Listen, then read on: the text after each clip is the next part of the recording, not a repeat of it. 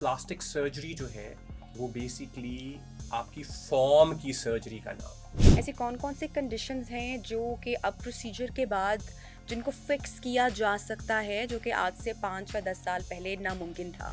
जहाँ तक एडवांसमेंट की बात है तो दोनों रिकंस्ट्रक्टिव सर्जरी और कॉस्मेटिक सर्जरी में बहुत एडवांसमेंट हुई हुँ, है। 2006 में, इनफैक्ट 2005 में एक अर्थक्वेक आया पाकिस्तान में। यस। आपका कोई पार्ट स्किन का ट्यूमर की वजह से या चोट की वजह से पार्ट उतर गया, आपका कोई फ्रैक्चर हो गया, बोन एक्सपोज हो गई। किसी जमाने में टांग काट दी जाती थी कि कई दफा टिकटॉक पर, यूट्यूब पे Yes. आप देखते हैं कि जी एक सर्जन ने फलाना कर दिया, तो जी। हमने वहां से पिक करना शुरू किया कि यार इस सर्जन से जाके सीखना चाहिए कि जो Correct. ये कर रहा है वो कैसे कर रहा है।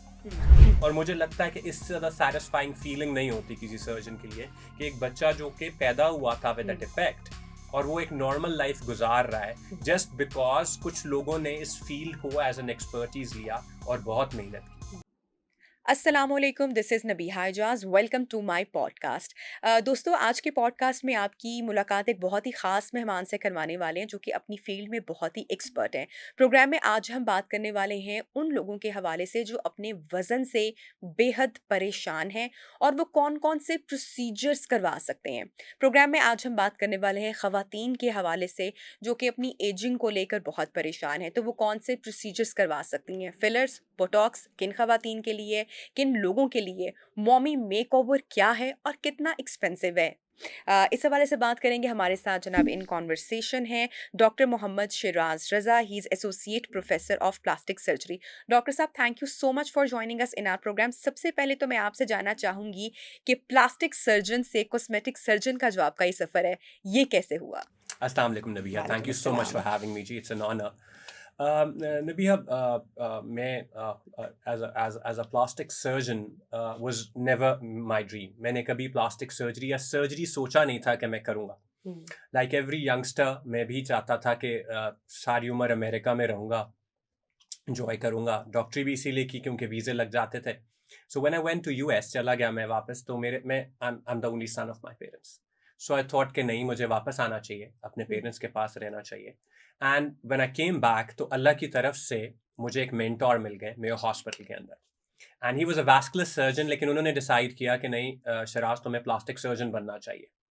तो जिस तरह पीरी मुरीदी का रिश्ता होता है, जिस तरह उस्ताद और शागिर्द का रिश्ता होता है, तो मैंने उनको कभी ना नहीं की। और वहाँ से अल्लाह की तरफ से मेरा ये जर्नी शुरू हुआ। मैंने अपना एफसीपीएस प्लास्टिक सर्जरी किया, मैंने अपना एमआरसीएस सर्जरी किया from royal college of surgeons of Edinburgh. Then मैंने एक फेलोशिप की in hand and micro surgery from national university hospital Singapore. फिर मैंने एक फेलोशिप किया in micro and super micro surgery from Kleinert लूविल केंटकी यूएसए। और फिर मैं पाकिस्तान वापस आ गया। जब मैं पाकिस्तान वापस आया तो मुझे जॉब नहीं मिली एंड कुछ 6 मंथ्स मुझे जॉब नहीं मिली सब कुछ करने के बाद। तो फिर मुझे एक फेलोशिप और ऑफर होगी कॉस्मेटिक सर्जरी की in Holland, Dutch association of facial and plastic and reconstructive surgery. मैं उसके लिए चला गया। जब मैं वापस आया तो मुझे जॉब मिल गई as a senior registrar in Jinnah burn and reconstructive surgery okay. Centre. So मेरा स्टार्ट वाज एक टिपिकल प्लास्टिक सर्जन, जो दुनिया भर में ऐसा ही होता है। हम ठीक। सब रिकंस्ट्रक्टिव सर्जन के तौर पे स्टार्ट करते हैं। करेक्ट। इवन अगर हमें शुरू से प्लान हो कि हम कॉस्मेटिक सर्जरी ही करेंगे, फिर भी हमें start as a general plastic surgeon ही करना होता है। और वो जनरल प्लास्टिक सर्जरी क्या होती है? हेड टू टो हर किस्म की रिकंस्ट्रक्टिव प्लास्टिक सर्जरी का नाम सर्जरी है। यानी बर्न के पेशेंट्स, ठीक। स्किन जिनकी जल जाती है, हमारा बर्न यूनिट लाहौर में 2-3 बहुत बड़े मेजर बर्न यूनिट्स हैं। मेयो हॉस्पिटल, जिना बर्न सेंटर, जो गवर्नमेंट की रिसोर्सेज से चलते हैं। वहाँ हम सब लोग मोस्टली अपना टेन्योर शुरू करते हैं एज अ कंसल्टेंट। तो मैंने भी उसी से शुरू किया। एंड चूंकि मेरी स्पेशलाइजेशन मेनली हैंड सर्जरी में थी, तो मैंने अपना हैंड सर्जरी का डिपार्टमेंट ही वहाँ इस्टेब्लिश किया। ठीक। लेकिन जूं जूं टाइम गुजरता गया यस। और मेरा बहुत अच्छा यूनिट इस्टेब्लिश हो गया, मेरी प्राइवेट प्रैक्टिस नहीं चल रही थी हैंड सर्जरी में। मैंने बहुत कोशिश की, बहुत ज़्यादा कोशिश की, लेकिन प्रैक्टिस नहीं चलती थी। दो वजूहात से। एक तो दिल नहीं मानता था। एक पुअर आदमी, एक मजदूर आदमी जो कि फैक्ट्री में अपना हाथ क्रश करा के आ गया है, या किसी का हाथ जल गया है, या किसी रोड ट्रैफिक एक्सीडेंट में किसी मोटरसाइकिलिस्ट का बाजू पैरालाइज हो गया है, उसको प्राइवेट में इतने ज़्यादा रिसोर्सेज यूटिलाइज कराना दिल नहीं मानता था। तो वो पेशेंट सारे गवर्नमेंट हॉस्पिटल चले जाते थे। तो हुँ। अल्लाह की तरफ से ऐसा हुआ कि मेरी प्राइवेट प्रैक्टिस कॉस्मेटिक सर्जरी की एस्टैब्लिश होनी शुरू हो गई। और आज से कितना अरसा पहले की बात है? मैं पाकिस्तान वापस आया था जी अपनी स्पेशलाइजेशन कंप्लीट करके 2015 में। ऑलराइट, ठीक। 2015 से लेकर 2000 and 2024 now. Okay. So A almost 10 years मुझे लगे हुँ, अपनी प्रैक्टिस एस्टैब्लिश करने हुँ, के।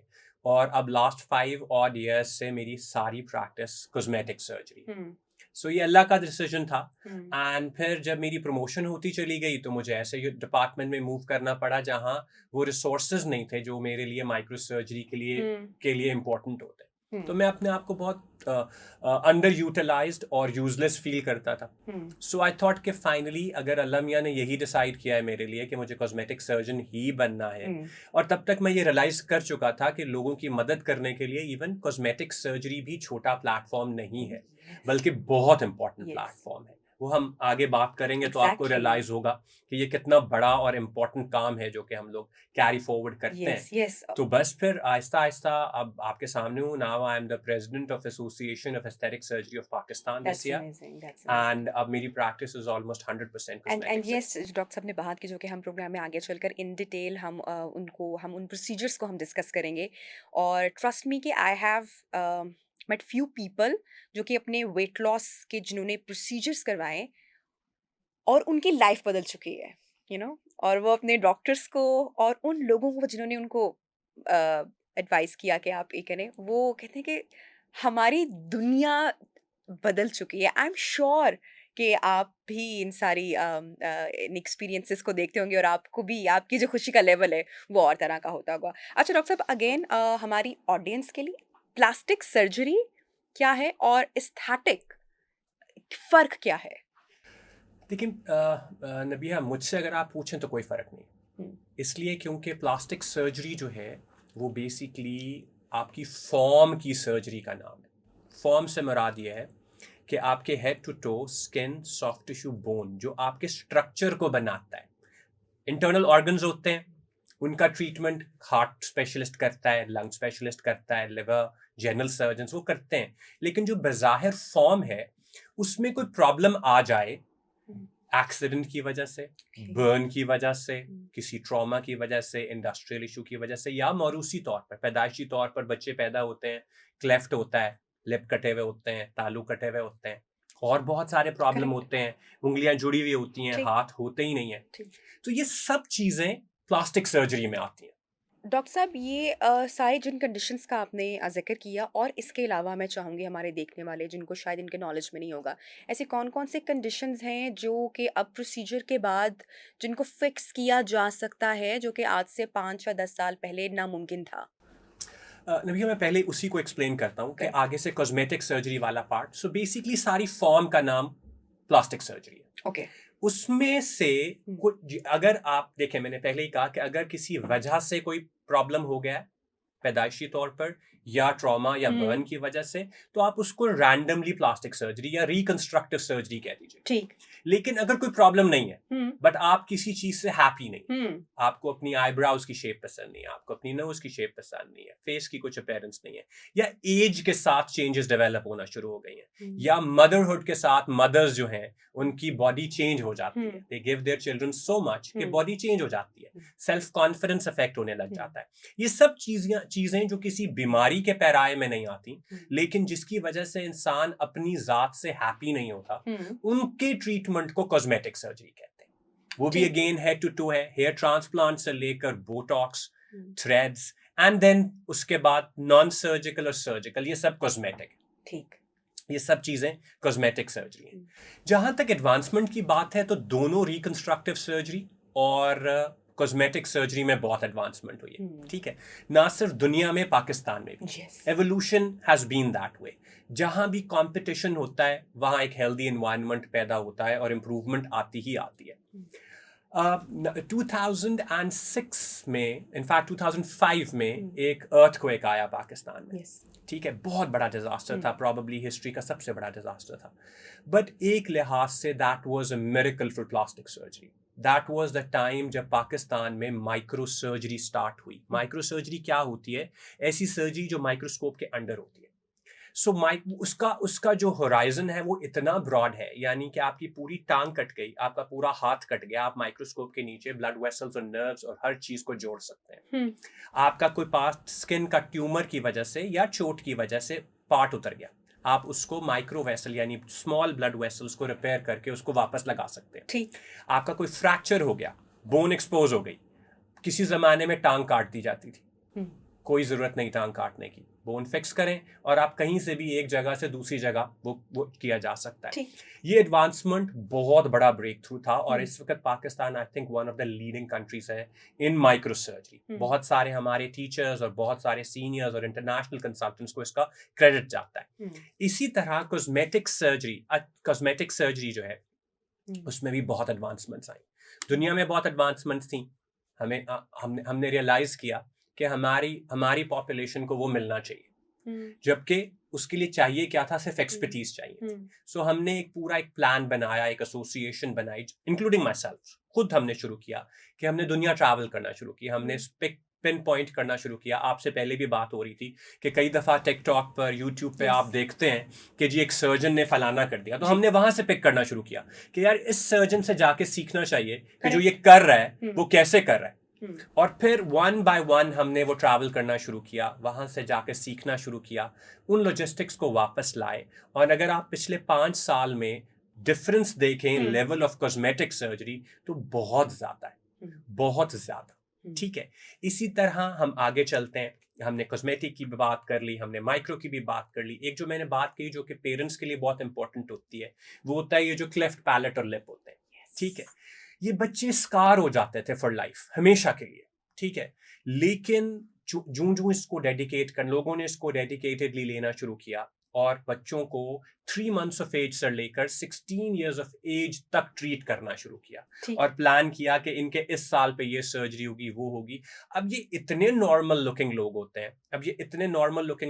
हैं कि you can they live a normal life. और मुझे लगता है कि इससे ज्यादा सैटिस्फाइंग फीलिंग नहीं होती किसी सर्जन के लिए कि एक बच्चा जो कि पैदा हुआ था विद अ डिफेक्ट और वो एक नॉर्मल लाइफ गुजार रहा है जस्ट बिकॉज कुछ लोगों ने इस फील्ड को एज एन एक्सपर्टीज लिया और बहुत मेहनत की।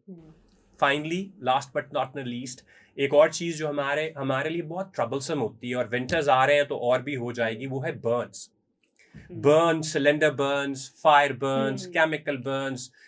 हमारे टैबूज हैं, एसिड बर्न हो जाते हैं, there's so many that is happening again। ये और usually women are suffering from it। बंदे बहुत कम होते हैं जो कि बर्न होते हैं, खवातीन ज्यादा बर्न होती हैं। and they used to be scarred for life। यानी बचपन में किसी पर गर्म दूध गिर गया, हमेशा के लिए निशान रह गया। जवान होने के बाद किसी का चूल्हा फट गया, हमेशा के लिए चेहरा स्कार हो गया। हमारे यहाँ सोशल टैबूज ऐसे हैं कि बच्चियों की शादियों के इश्यूज बन जाते हैं, लोगों के सोशल प्रॉब्लम्स बनना शुरू हो जाते हैं। सो उसमें इतना इम्प्रूवमेंट आया है पिछले कुछ अरसे में। एंड हम हर वक्त क्रिब करते रहते हैं, गवर्नमेंट ये नहीं करती, फलाना ये नहीं करता, पाकिस्तान में ये नहीं होता। बट अगर हम पॉजिटिविटी को देखना चाहें, मैं आपको अपनी पर्सनल एक्सपीरियंस से बता रहा हूँ कि इतना काम और इतनी रिसोर्सेज उस पर सर्व की जाती हैं और पाकिस्तान के मुख्तलिफ इलाकों में इतना ज्यादा बर्न प्रिवेंशन और ट्रीटमेंट पे काम हो रहा है और ऑल फंडेड बाय गवर्नमेंट, क्योंकि ये एक्सपेंसिव बहुत ज्यादा है कि आज ये लोग एक नॉर्मल लाइफ एक्सपेक्ट कर सकते हैं। ठीक। सो इन सब चीजों में बहुत एडवांसमेंट है। डॉक्टर साहब, आपने हमने बात की, आपने अपना सारा एक्सपीरियंस भी शेयर किया। ये खवातीन जो कि इन इंसिडेंट से गुजरी होती हैं, आई एम श्योर कि जब आपने, चूँकि एक लंबा अरसा आपने जब इनको देखा और बहुत सारी स्टोरीज आपके पास से तो कॉन्फिडेंस कहीं ना कहीं ऐसे लोग अपना लूज कर जाते हैं, या क्योंकि हमारे यहाँ सोसाइटी या माशरा भी ऐसा है कि हम बॉडी शेमिंग अनफॉर्चुनेटली हम बहुत ज़्यादा करते रहते हैं। अब आप कह रहे हैं कि बहुत पॉसिबिलिटीज़ हैं कि ऐसे लोग जो हैं वो नॉर्मल लाइफ लीड कर सकते हैं और उसके साथ साथ जो उनका कॉन्फिडेंस है वो दोबारा गेन कर सकते हैं। बिल्कुल, एब्सोल्युटली जी। और जो फ़र्क मैं आपको बताऊं, पाकिस्तान का और अब्रॉड का बहुत ज़्यादा फ़र्क कभी भी नहीं था। I will be very honest with you. It was just that कि हम उन रिसोर्सेज को गैदर नहीं कर पाते थे। For example, burn is not skin deep. जिस तरह हम कहते हैं beauty is skin deep, burn is not skin deep, it goes into the mind. इन लोगों की मेंटल रिहैबिलिटेशन पे उतनी ही मेहनत करनी पड़ती है जैसे आपने कहा कि जितनी फिजिकल रिहैबिलिटेशन पे करनी पड़ती है। सो सो ये चीजें जब से ऐड हुई हैं, इन लोगों की लाइफ क्वालिटी, एंड बहुत सारी एनजीओज काम कर रही हैं. I must appreciate all the people जिन्होंने इसको कंट्रीब्यूट किया है जी. So burn care has become a much improved entity हमारे पाकिस्तान में, एंड आई विश कि ये इससे भी बहुत आगे जाए, बिकॉज ये लोग, इनका कोई कसूर नहीं है नहीं है। जो जल जाते हैं. करेक्ट। और आज भी अगर हम शहर से बाहर चले जाएँ, इन शहरों में भी बहुत खौफनाक जो फैक्ट्स हैं, जो रिपोर्ट्स हैं, और देही इलाकों में तो नंबर और बड़ा है, जहाँ पर तेज़ाब फेंक दिया जाता है बिल्कुल. ख़वातीन पर, यंग बच्चियों पर, गैरत के नाम पर, ना जाने बहुत कुछ होता है। डॉक्टर साहब, जहाँ-जहाँ हमारा प्रोग्राम देखा जा रहा है ऐसे इलाकों में, या वो ख़वातीन हमारा प्रोग्राम देख रही हैं, एक आम तासुर है, वो यही है कि इस तरह का कोई भी जो प्रोसीजर है, वो बहुत एक्सपेंसिव होता है और अफोर्डेबल नहीं होता है। आप कह रहे हैं कि गवर्नमेंट बहुत सपोर्ट कर रही है, बहुत सारी एनजीओज़ काम कर रही हैं। क्या वे है, क्या तरीका है, क्या रास्ता है जो लोग यहाँ तक पहुँचना चाहते हैं? नबी, it's a very good question. ऐसा है कि हम लोगों का एक परसेप्शन बन गया है, गरीब से गरीब आदमी का, अमीर से अमीर आदमी का, कि सरकारी हॉस्पिटल्स में बंदा बहुत ख्वार होता है. हुँ, ठीक है, जो कि ऐसा गलत भी नहीं है, क्योंकि हुँ, आप देखें कि लाहौर में कितने अरसे से कोई नया हॉस्पिटल नहीं बना, सेम हॉस्पिटल्स हैं, पॉपुलेशन बढ़ती हुँ, जा रही है, तो कुछ न कुछ जाहिर सी बात है, पॉपुलेशन की वजह से इफेक्ट तो आता है. But still as a hmm, doctor मैं आपको एक्सप्लेन करता हूँ कि दिन रात काम करते हैं डॉक्टर्स और ये डिपार्टमेंट्स और ये इंस्टीट्यूट्स डेवलपमेंट के लिए और पेशेंट हेल्थ के लिए. सो मेरा, अगर आप एक टेक होम मैसेज जो जो भी सुन रहा है, वो यही है कि अगर किसी को चोट लग जाती है, फॉरगेट अबाउट जस्ट बर्न, चोट लग जाती है, बर्न हो जाता है किसी भी किस्म का, या हाथ कट जाता है, उंगली कट जाती है, एक्सीडेंट हो जाती है, तो आप सबसे पहले अपने लोकल सरकारी हॉस्पिटल में जाएं. हुँ, वो आपको प्रॉपरली गाइड करेंगे.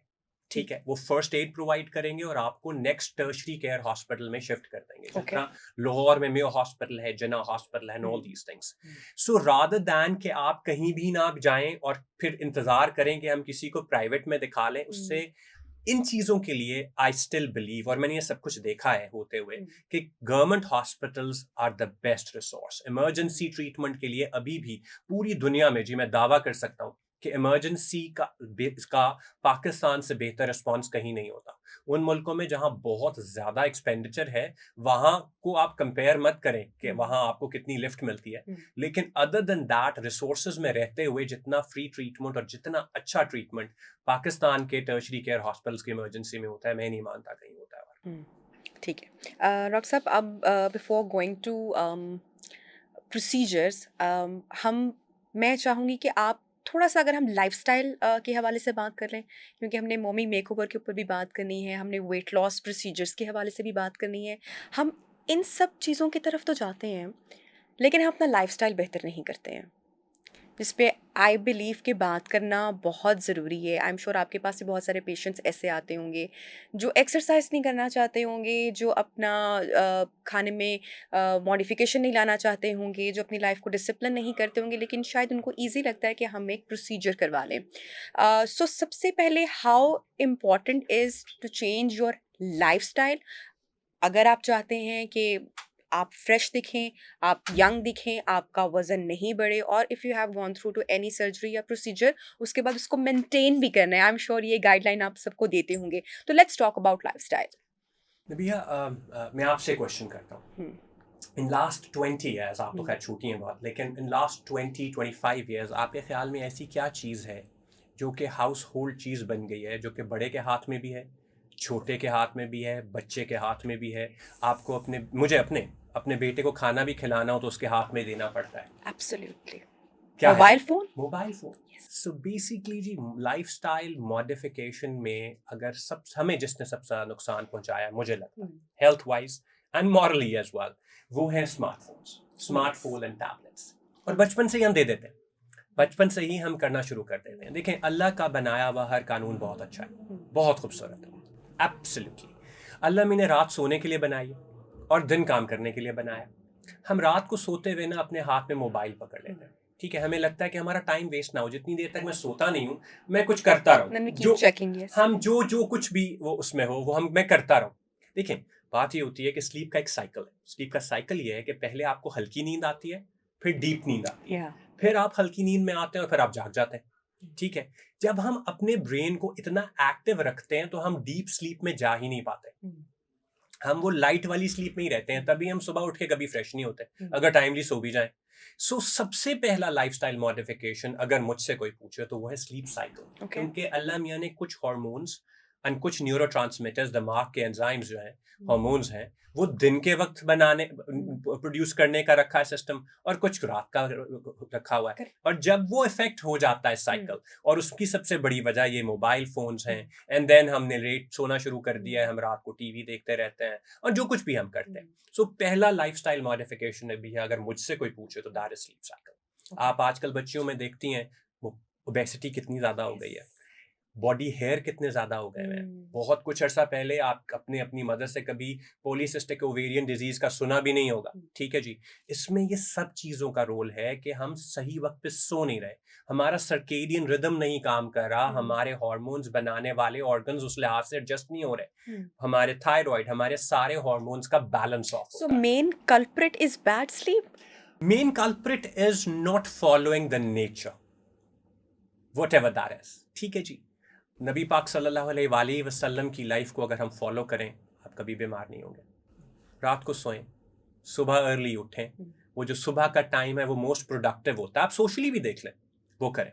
उसके बाद ये चीज़ें स्टार्ट हो जाती हैं। फिर जब हम अपना स्लीप प्रॉपर नहीं करते, हमारी ईटिंग हैबिट्स ऑफ हो जाती हैं, हम लेट नाइट जागते हैं, फूड पांडा ऑर्डर करते हैं एंड हम खा लेते हैं, और वो सारी और वो भी जंक है। एग्जैक्टली, और वो सारा का सारा जंक फूड है, ठीक है जी, all that is junk food. और वो जंक फूड मैं उस बहस में नहीं जाता कि वो अच्छा है, वो बुरा है, वो क्या है। वो एक्चुअली गलत टाइम पे गलत खाया हुआ खाना जो है वो definitely it can not be it can not have a good, आपके ऊपर वो अच्छा हेल्दी इफेक्ट कर ही नहीं सकता, ठीक है जी। उसके बाद हम सुबह सुबह हम सुबह सोते हैं और सुबह के वक्त सोते रहते हैं, जिस वक्त हमें वॉक करनी चाहिए, जिस वक्त हमारी बॉडी के सब एंजाइम्स और हार्मोन्स टॉप लेवल पर हैं, टॉप फंक्शनिंग लेवल पर हैं, उस वक्त हम सबसे ज्यादा स्लीपी होते हैं, हम वर्कआउट नहीं करना चाहते। उसके अलावा देखिए कि जो एक्सरसाइज है, मैं नहीं कहता हूँ कि जिम जाना बहुत जरूरी है या सिक्स पैक एब्स बनाने बहुत जरूरी है या ये करना बहुत जरूरी है, लेकिन असल बात यह है कि आपकी बॉडी ने वो जो कैलोरीज आपने खाई हैं पूरे दिन के अंदर, उसमें से कितनी स्टोर करनी है और कितनी यूज करनी है वो आपने डिसाइड करना है। एंड नेचर ने आपको वो प्रोवाइड कर दिया है काम कि किस वक्त आपको वॉक करनी है, किस वक्त आपको काम करना है और किस वक्त आपको सोना है। सो लाइफस्टाइल मॉडिफिकेशन इन सब चीजों से बनती है, डाइट, स्लीप, ठीक है, एंड देन ऑफ कोर्स इन्हीं वजह से हम स्ट्रेस को भी कॉम्बैट नहीं कर पाते, क्योंकि स्ट्रेस जो होता है वो एड्रीनलिन और हमारे सेरोटोनिन प्रोड्यूस करता है। हर दूसरे बंदे को एंजाइटी और डिप्रेशन है, करेक्ट, अगेन सेम रीजंस, क्योंकि हम उन न्यूरोट्रांसमीटर्स को रेगुलेट नहीं कर पा रहे। ठीक, डॉक्टर साहब एडल्ट्स की तो हम बात करेंगे, लेकिन मैं स्टार्ट यहाँ से लाजमी करना चाहूँगी कि जो छोटे बच्चियाँ हैं जो कि अंडर 10 हैं या 12-13 की एज में हैं, बहुत ओबेसिटी है। आपने हाईलाइट तो कर दिया कि रीजंस क्या हैं, लेकिन यूजुअली इतनी एज के बच्चों का जो स्लीप साइकिल है वो रूटीन में होता है, because they have to go to school early in the morning. और फिर इन बच्चों की में जो ओबेसिटी बढ़ती चली जा रही है, उसके मेन रीज़न क्या है? और ऑब्वियसली इतना छोटा बच्चा जब उसी वेट के साथ दे आर ग्रोइंग अप, और वो एक तो उसके लिए उस टाइम पे जाके वेट लॉस करना या प्रोसीजर्स लेना, it will be very difficult. और फिर हम जिस माशरे का हिस्सा हैं, body shaming is very normal, very common. सबसे पहले तो आपकी फैमिली से ही, सिबलिंग से ही स्टार्ट हो जाती है, किसी और की बात नहीं करते। तो जो छोटे बच्चे हैं, ऑफ कोर्स स्कूल गोइंग, उनमें ओबेसिटी की रीज़न और क्या करें? अच्छा, मैं आपको बहुत मज़ेदार बात बताता हूँ। I did a consultation yesterday. मेरी एक पुरानी पेशेंट थी, उनकी बेटी ने उनका मुझे कंसल्टेशन करानी है। मैंने कहा बेटा आप कितनी एज है आपकी? उन्होंने कहा जी मैं 15 ईयर्स मेरी एज है और मैं 10 ईयर्स से ओबेसिटी को फाइट कर रही। यानी कि मैंने कहा बेटा आपको याद है कि 5 इयर्स की एज में भी आप ओबेसिटी को फाइट कर रही थी? एंड शी सेड कि हाँ मैं फाइट कर रही हूँ। तो जो आपने बॉडी शेमिंग और सेल्फ अवेयरनेस कही, वो तो इतना ये आलम है कि इतना कंपटीशन बढ़ गया है आपस में बच्चों का कि दे रूथलेस नाउ, ठीक है जी। उसकी वजह क्या है? उसकी वजह डेफिनेटली हमारे पूलिंग ऑफ पुअर जीन्स होती जा रही है, ठीक है, हमारी फैमिली मैरिजेस में ये प्रॉब्लम्स आते जा रहे हैं, and other than that of course diet.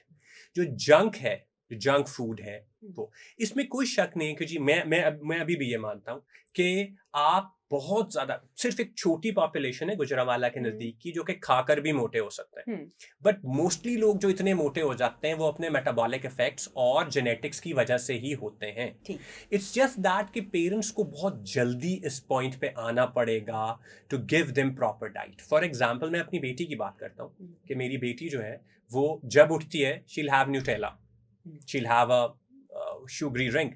हम उनको कार्ब्स और प्रोटीन्स का बैलेंस ही नहीं सिखा पा रहे हैं बचपन से ही। So that is the reason, और वहीं से ही बेस लाइन ऑफ हो जाती है।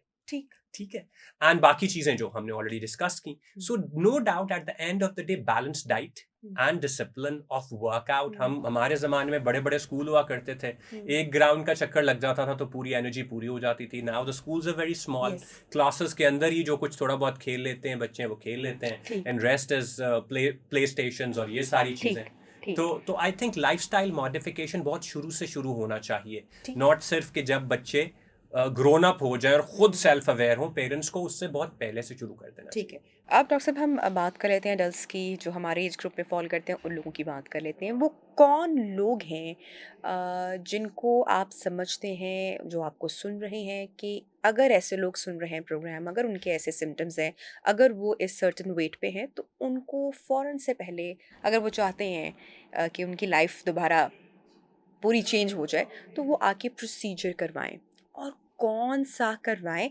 और जी। भैया मेरा बहुत सिंपल मानना है इसको। मैं पिछले बहुत सारे सालों में बहुत ज़्यादा बॉडी कॉन्टोरिंग करता हूँ, यानी लाइपोसक्शन, टमी टक और ब्रेस्ट सर्जरी मेरी प्रैक्टिस का बहुत मेजर पोर्शन है। और इसमें मेरे पास हर किस्म के लोग आते हैं, 200 किलोग्राम से लेकर मेरे पास 60 किलोग्राम भी लोग आते हैं जिनको लगता है कि हमें मजीद पतले होना चाहिए। ठीक है, सो मेरा ये मानना है कि first of all give it your full go. आपने बहुत पहले कहा कि लोग कॉम्प्रोमाइज करने को तैयार नहीं है, they don't want to compromise diet पे, ईटिंग आउट पे, जंक फूड पे और वर्कआउट पे। ठीक है, and they want a shortcut. Life is not a shortcut, and similarly cosmetic surgery and ये weight loss surgeries, they are not a shortcut. इनके बहुत सारे प्रॉब्लम्स हैं, वो भी मैं आपको बताऊंगा बाद में। ठीक है, सो एनीबडी, मैं एक बड़ा, मेरा रूल ऑफ थंब है कि जो इंसान एक साल एटलीस्ट 1 ईयर अपनी फुल ट्राई करता है प्रॉपर डाइट के साथ और वर्कआउट के साथ, और उसका वेट रिड्यूस नहीं होता, तो उसको हेल्प लेनी चाहिए। ठीक है, वेट लॉस एक टोटल डिफाइंड फील्ड है जिसमें 3 से 4 डॉक्टर्स इन्वॉल्व होते हैं। एक न्यूट्रिशनिस्ट या डाइटिशियन जिसको आप कहते हैं, साइकाट्रिस्ट और psychologist, an endocrinologist, a metabolic surgeon and a plastic surgeon.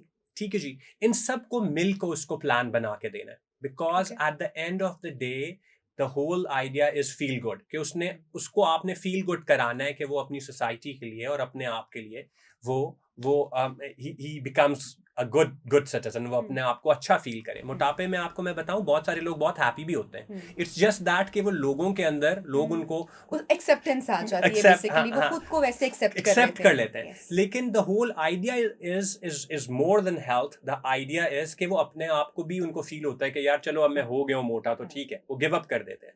So simple principal, एक साल अपने आप को दें विद फुल फ्लेज। मैंने लोगों को 100 किलोग्राम्स लूज करते देखा है बाय एक्सरसाइज एंड डाइट। सो अगर कोई ये कहता है कि नहीं मुझे स्टमक छोटा ही कराना है, मुझे बेरियाट्रिक सर्जरी ही करानी है, मुझे स्लीव गैस्ट्रेक्टमी करा के वेट लॉस सर्जरी ही करानी है, तो वो नेसेसरी नहीं है। और मैं आपको अपने पर्सनल एक्सपीरियंस से कहता हूँ कि जो लोग अपनी विल पावर से वेट लॉस करते हैं विद एक्सरसाइज एंड डाइट, उनकी further quality of life and even उनके जो कॉस्मेटिक प्रोसीजर्स होते हैं वो फार बेटर होते हैं दैन द वंस जो शॉर्टकट लेकर weight loss surgeries कराते हैं। It's kind of rebirth, right?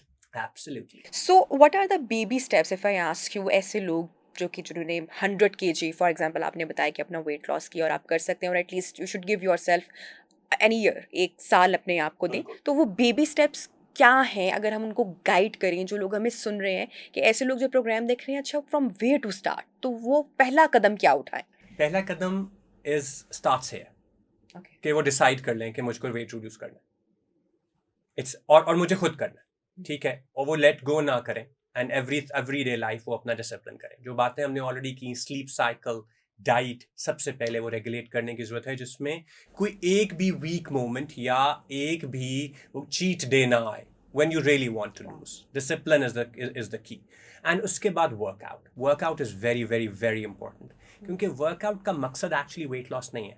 Workout का मकसद ये है कि गुड प्रोटीन लॉस ना हो वेट लॉस से। हमने डाइटिंग को शायद एक क्रक्स मान लिया है कि नहीं, डाइटिंग से एवरीथिंग। नो, जब आप डाइटिंग करना शुरू करते हैं, इंटरमिटेंट फास्टिंग करना शुरू करते हैं, कीटो करना शुरू करते हैं, ऑल द नेम्स जो कि आपने सुने होंगे, आपकी बॉडी एक सर्टन शेल में चली जाती है और वो अपना मेटाबॉलिक लेवल भी उतना ही लो कर देती है। सो एक लेवल से ज्यादा आप वेट लूज नहीं कर सकते जस्ट डाइटिंग से। सो आपको एक्सरसाइज से अपना मेटाबॉलिक लेवल भी रेज्ड रखना है और रेस करते चले जाना है, और एट द सेम टाइम अपनी डाइट को कंट्रोल करना है। It's all about calculation of calories, कि आपने एक दिन में कितनी कैलोरीज लेनी है और कितनी कंज्यूम करनी है, और वो जब नेगेटिव बैलेंस आएगा, that is the only way. So आप खुद कर सकते हैं, कोई आपसे ये नहीं करा सकता, ना आपके पेरेंट्स करा सकते हैं, ना डाइटिशियन करा सकता है। ये इंसान को खुद ही फैसला करना होता है कि नहीं, अब से ऑनवर्ड मुझे मोटा नहीं रहना। सो डॉक्टर साहब, आपके साथ कभी ऐसा हुआ आपने सारी गाइडलाइन किसी ऐसे शख्स को दी हुई हो और वो 1 साल के बाद आपके पास आया हो कि मैंने सब कुछ किया, now I want to get it done, कि अब सर्जरी करवानी है? सो लोग वो एफर्ट हमारे यहाँ करते हैं यहाँ पे, because I have seen people जो कि बहुत एफर्ट नहीं करना चाहते हैं, तो फिर उनके लिए सर्जरी ही है, प्रोसीजर ही है, और कौन सा है?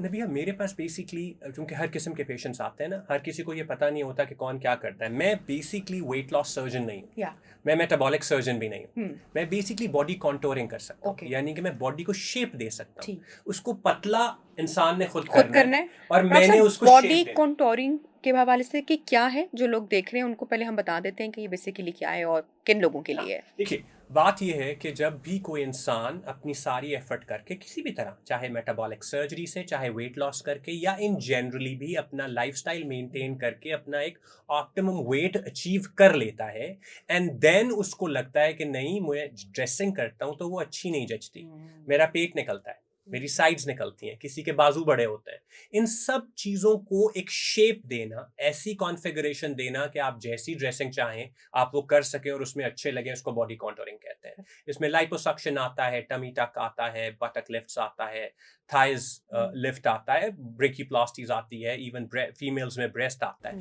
सो हर टिश्यू को इंचेस में रिड्यूस करने का नाम बॉडी कॉन्टोरिंग है, कि शेप देना। इसका मतलब ये नहीं कि हर चीज निकाल देना, एक शेप जो अल्लाह मियां ने बनाई है, एक hourglass shape in women, मर्दों में एक वी पसंद होता है उनको, वो शेप अचीव करना बॉडी कॉन्टोरिंग है।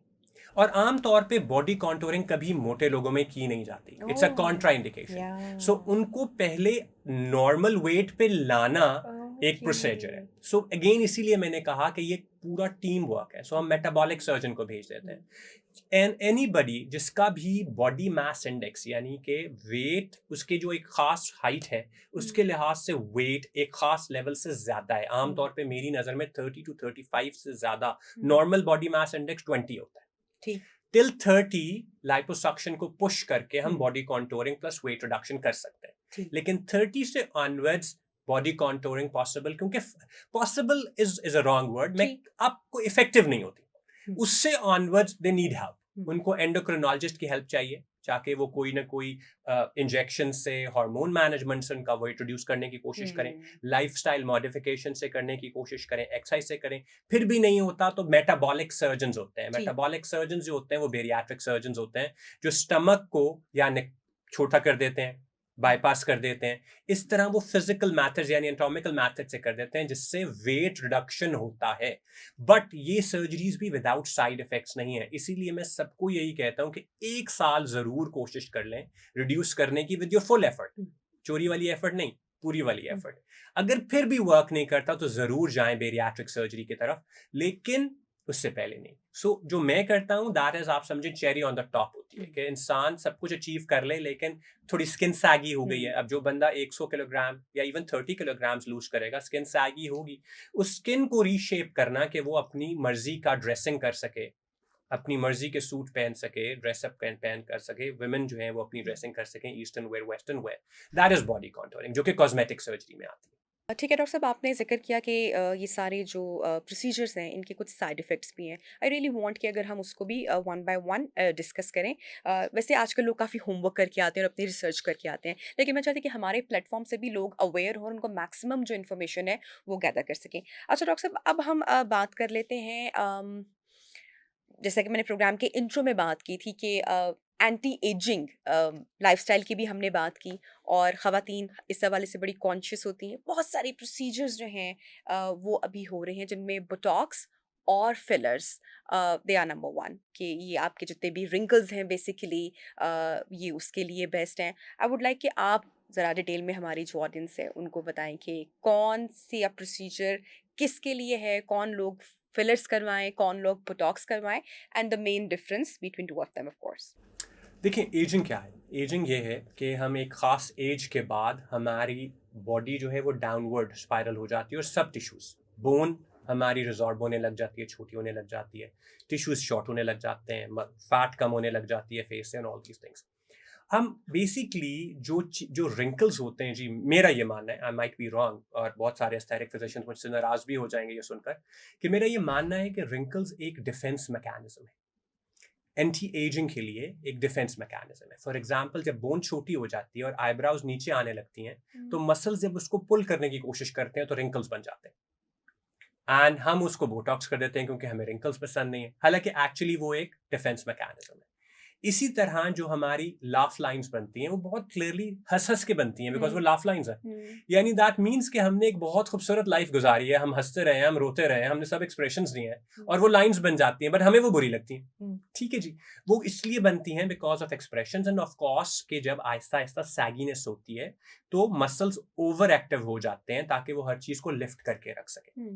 सो बेसिकली मेरा अब इस एक प्लेटफॉर्म से सब एक्सप्लेन करना कि बोटॉक्स किसका होना चाहिए, फिलर्स किसका होना चाहिए, उसमें सादा सा फॉर्मूला सिर्फ ये होता है कि हमारी आईज के ऊपर ऊपर बोटॉक्स होना चाहिए, ठीक है। और नीचे सो कॉल्ड फिलर्स या थ्रेड्स होने चाहिए। लेकिन इंपॉर्टेंट क्या है? इंपॉर्टेंट ये है कि किसी ऐसे डॉक्टर से कराएं जो कि एक एक्सपर्ट है।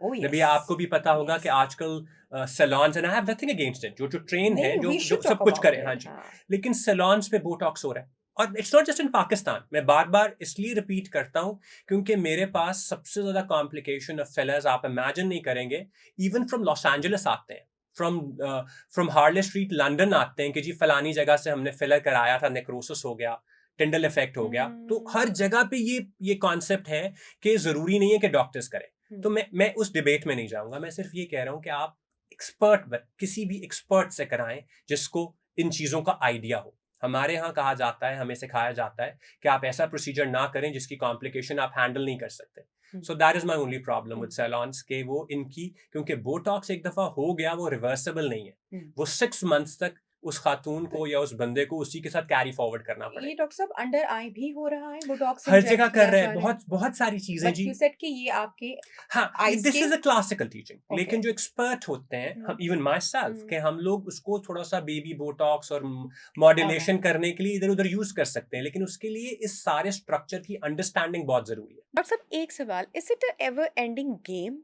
It's not, it's not. It's never ending.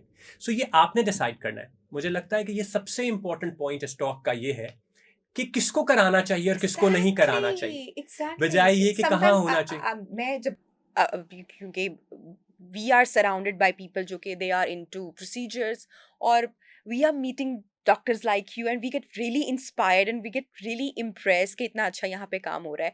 और अक्सर कॉलीग्स भी कहते हैं कि why don't you go for anything. So मेरा इसके ऊपर एक बड़ा सिंपल सा वो चीज़ आती है समटाइम कि व्हेन आई फील लाइक हाँ बहुत रिंकली फेस हो गया, then I will go to a doctor और मैं उनसे कंसल्ट करूंगी। बट व्हेन आई सी कि यंग गर्ल्स जिनकी स्किन बहुत अच्छी है, और जब मैं उनको देखती हूँ और आई फील लाइक इनको किसी चीज़ की शायद ज़रूरत नहीं, but they look so conscious, और वो बोटॉक्स या फिलर्स करवा रहे हैं, उनके हवाले से आप क्या कहना चाहेंगे कि बेसिकली आप किन खवातीन से मुराद, जब मैंने पूछा कि किन के लिए है, तो मैं पूछना ये चाह रही हूँ कि कौन सी खवातीन किस एज ग्रुप से, या जब आपके रिंकल्स कितने हो जाएं तो फिर आपको बोटॉक्स या फिलर्स की तरफ जाना चाहिए? I think Navia, as a doctor मेरी रिस्पॉन्सिबिलिटी बहुत ज़्यादा है। Same is true for dermatologist. Dermatologist वो लोग होते हैं जो स्किन की डिजीजेस को ट्रीट करते हैं। करेक्ट। एस्थेटिक फिजिशियंस वो लोग होते हैं जो कि एस्थेटिक प्रोसीजर्स करते हैं, लेजर्स करते हैं, पीआरपीस करते हैं, फिलर्स भी करते हैं, बोटॉक्स भी करते हैं, थ्रेड्स भी करते हैं.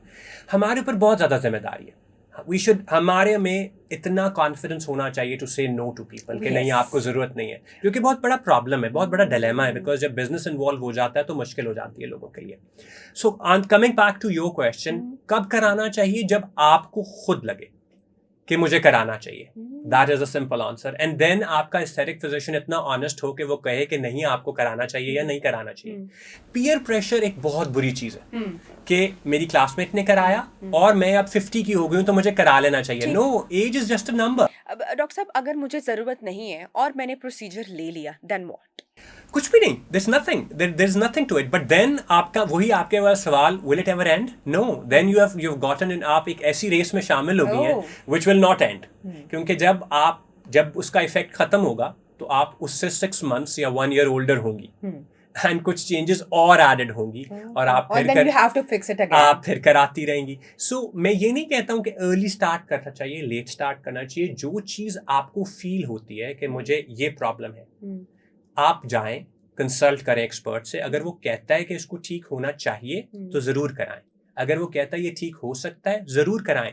बट इसलिए क्योंकि मेरी सहेली ने कराया था या मेरे ग्रुप वालों में फलाने ने कराया, उसका हर बंदा डिफरेंट है. हर बंदा डिफरेंट तरह एज करता है और हर बंदे की अपनी एक्सेप्टेंस डिफरेंट है. ठीक. सो बहुत सारा पेयर प्रेशर कि जी मेरी क्लासमेट करा रही थी, उसने वैक्स करा लिया, उसने लेजर करा लिया, उसने बोटॉक्स इस दफा कराया तो बड़ा उसका अच्छा रिजल्ट आया.